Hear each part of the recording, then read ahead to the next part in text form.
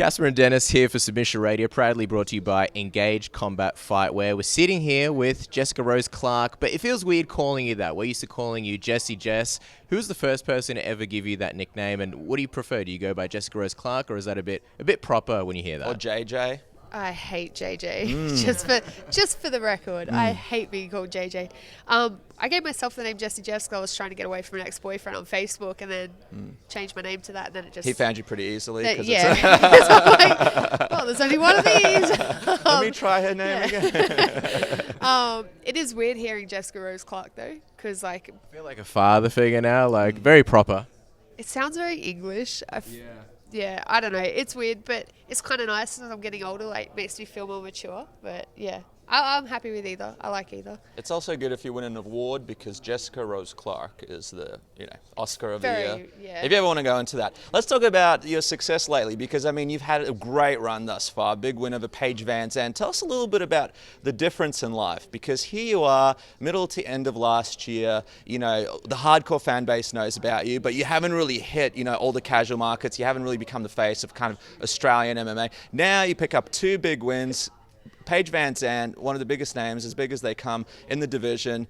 Is it weird walking down the street, having people come up to you, recognize you in such a short sort of turnaround? Yeah, because it was immediate, even after my debut fight, it was crazy, the people that were starting to contact me, and, all of a sudden these people that I'd looked up to for so long, they want to be my friend, and it's a little overwhelming. Who was it that wanted to be your friend that you looked up to for a long time? Morgan Freeman? Yes. It's like guys like Dan Hardy, he was one of my first favorites, him and Frankie Edgar, and I became friends with Dan after my fight, and that's been really cool. And then Eric Groth Jr., he used to play for Parramatta Eels, it's cool being friends with him because I remember watching him play when I was 19 or 20 with my dad. So that kind of was the biggest one that blew my mind. I was like, oh my God, I used to love that dude. And now we're pals. But it's been really cool, honestly. I definitely have more opportunities now than what I had before I got in. Things like I'm going to afford my own apartment. I bought myself a nice car, and I don't have to rely on people so much anymore. And for the first time in my whole career, I don't have to work, which is fantastic. I'm bored. I don't know what to do. I'm trying to come up with all these new things to do because business ideas. Have you come up with anything good? Not really. I don't think I'm very good at business. But I'm trying to do my YouTube channel a bit better and put more effort into it. And I'm releasing a shirt soon, and I'm trying to learn guitar, which I'm not very good at that either. But so you can start your own guitar school. How does that feed into the business? Yeah, exactly. I love exactly. It. I'm come learn how to punch people. Then I'm not very good at that either, but maybe I can teach you how to play guitar if good. You have a million things to fall back on if fighting for whatever reason wasn't to work out. But in terms of, at the moment, it is working out great. What is the, time frame, and who are you looking at, in terms of opponents?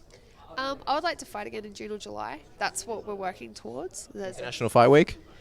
It's a Vegas card. I would love to fight in Vegas. I've traveled so much over the last year. It'd be nice to fight at home.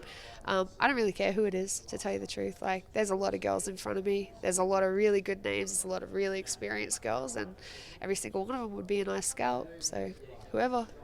Well, you say there's a lot of girls in front of you, but the Flyweight division, it's still a very new division, and you're one of the few girls that has a 2-fight win streak. Where do you see yourself in terms of the title picture? Because a lot of people think that with your success and some of the names that you've already gotten, you're probably pretty close there. Yeah, I think I'm 1 or 2 fights away, I think Shevchenko will fight for the title next, and I would like to fight her for the title. So however many I need to have between now and then, that's what I'm working towards 100%. Well, speaking of Shevchenko, what did you think of her performance? I mean, a bit of controversy there. We all know about the referee stuff, but were you impressed? And what do you think of her skill set? Because a lot of people believe she is the next champion. She is the next champion, 100%. She's very, very good. She's very skilled. She's very experienced, I feel like her performance was so amazing and so dominant because of who she was fighting, but whatever, if they had given her someone a bit more experience and a bit more experience on the international scene, it would have gone really differently. She still probably would have won, but it would have been a much tougher fight and not such a dominant kind of bashing. But yeah. If her and Nico fought, is it safe to say that you'd be picking Shevchenko as opposed to Nico and sort of leaning towards her winning? I'd be leaning towards her for sure, but Nico is such a like fly under the radar unknown. Like she's fought some tough girls. Like Roxanne Modafferi has had 40 something fights, you know, and she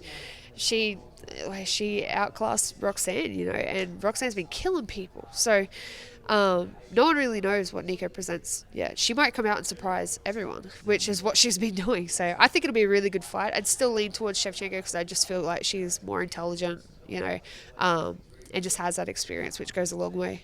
It's funny because with Nico, she has a lot of criticism. Like, she's the champion, but not people don't really give her the credibility or the credit that she deserves. People kind of believe she's holding onto the title for now, but she's not really a long-term champion. How do you see her as a champion? It seems like you've got a lot of respect for her, and you might think that she's going to hold on to that title a lot longer than other people might think. I think if she doesn't fight Shevchenko next, she will hold on to it for a lot longer.